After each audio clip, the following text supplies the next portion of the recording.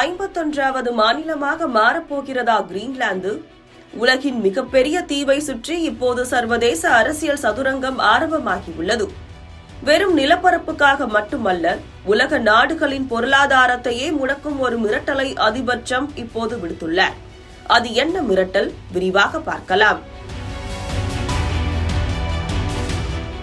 அமெரிக்க அதிபர் Donald Trump கிரீன்லாந்தை அமெரிக்காவுடன் இணைக்கும் முயற்சிக்கு முட்டுக்கட்டை போடும் நாடுகள் மீது கடும் இறக்குமதி வரி விதிக்கப்படும் என்று பகிரங்கமாக எச்சரித்துள்ளார். வெள்ளை மாளிகையில் பேசிய அவர், அமெரிக்காவின் தேசிய பாதுகாப்புக்கு கிரீன்லாந்து மிகவும் அவசியம் என்றும் அதற்கு உடன்படாத நாடுகள் மீது வரி விதிக்க தான் தயங்கப் போவதில்லை என்றும் மிரட்டல் விடுத்துள்ளார். அதிபர் டிரம்பின் இந்த அதிரடி போக்கிற்கு சர்வதேச அளவில் கடும் எதிர்ப்புகள் கிளம்பியுள்ளன.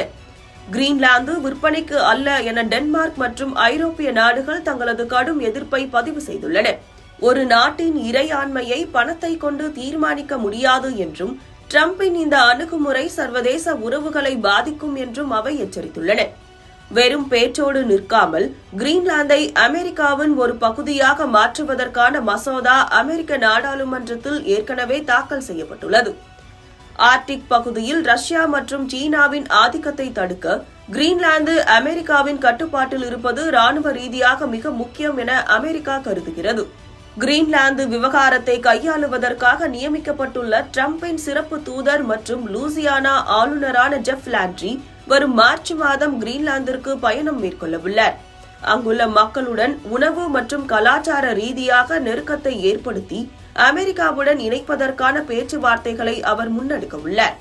அதிபர் இந்த விஷயத்தில் மிகவும் தீவிரமாக இருக்கிறார் என்று அவர் உறுதிபட கூறியுள்ளார்.